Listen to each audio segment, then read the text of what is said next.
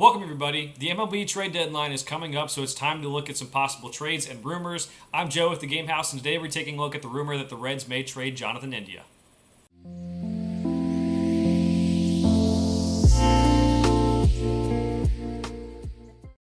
All right, as mentioned, we're going to talk today about whether the Reds may trade Jonathan India.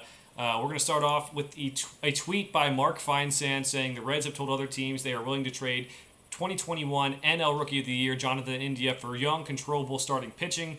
Per sources, Cincinnati has a glut of young infielders: Steer, De La Cruz, McClain, Encarnacion Strand, with more on the way with Marte, Arroyo, and Collier. So, this is where the rumors have started. There's been rumors from before this saying that the Reds could trade Jonathan India, but I think it's more serious now with Feinsand's tweet here. So why might the Reds trade Jonathan India? He's a young player. He just won the Rookie of the Year in 2021.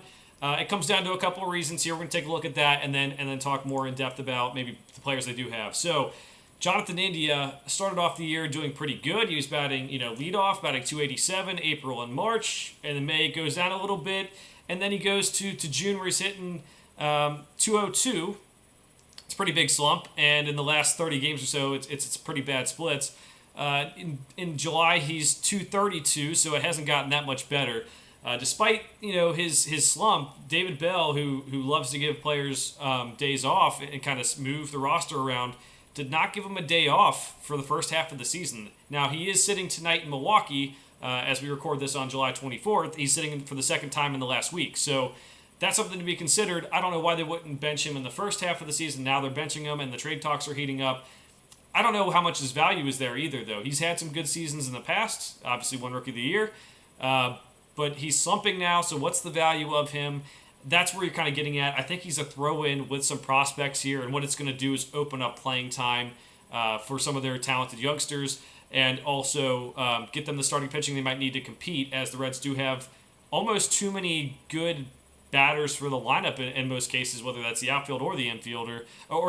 So what might come back to bite them, though, is despite him struggling right now, he's had some success in the past, one. Two, looking at the contract, he still has 3 years of arbitration after this, so he has 3 years of club control before he's an unrestricted free agent in 2027 as a 30-year-old player. So they're going to have a cost-controlled player, and they do have a lot of young players, but India has proven for a couple of years now he can hit. It's just it's a slow burn in terms of what he can do this past couple months. So that's why you might regret doing it. But if you're the Reds and you want to compete and you're the top of this wild card spot, you're the top wild card spot right now, you might want to do it. So as mentioned in the Mark Feinsand tweet, we have Spencer Steer and Joey Votto playing first base.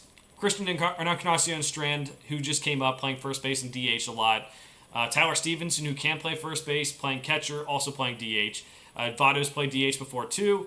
You have so many different guys who you're trying to fit in at first base. Spencer Steer played early parts of the season at third base and played it pretty well. So why not move him back to third base? Well, you have Elly De La Cruz at third base right now, and you have Matt McClain, two of the leaders for Rookie of the Year, playing third base and shortstop. So if they trade Jonathan India, what this is going to do is put Spencer Steer back at third, in the lineup every day at third.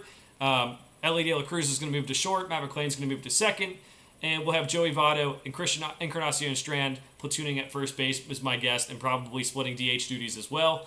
You still have too many good batters for too few at bats or too many spots on the lineup here. That's something to consider moving forward. You have, I think, good platoon systems out there with Will Benson, Jake Fraley, and TJ Friedl in the outfield. But you have Nick Senzel, who can bat against left-handed pitching out there, and you have Christian Encarnacion Strand. So there's too many batters for too few spots. And if they can go get a starting pitcher, seeing how the starting pitching is, you have Hunter Green, who is supposed to come back in August. We'll see how that goes. We have Andrew Abbott's been pitching great. Graham Ashcraft's been up and down. Ben Lively's been a little bit better. Luke Weaver has not been that great, but they've won games where he started, which has been kind of interesting. And we're going to see if Nick Lodolo can come back in August as well. That helps the rotation, but if you're trying to win this year, you think you have the team to win this year, you need to make a move. So trading Jonathan India might be the reason why. Now, there's some drawbacks here, too, because he is an emotional leader of this team. He's that guy out there giving out the Viking cape. It seems like David Bell did not want to bench him for whatever reason in the first half. That's very important, and I do think that's something they need to take mind of, especially because getting a young, controllable pitcher, starting pitcher, that's going to add a lot of value to this team. You might have to give up a lot more than just Jonathan India at the same time. So something to consider there. They still have a lot of guys coming up through the minor leagues, and if you're going to trade one of these infielders between Steer, McLean, De La Cruz, and India, it's going to be India. But it does, you never know who's going to work out of this group. It could maybe India works out. Maybe some of these other guys end up not panning out. I don't think that's going to be the case, but I don't know. I think the Reds are probably considering it if they can get a young, controllable starting pitcher to add to this rotation because they have the batters.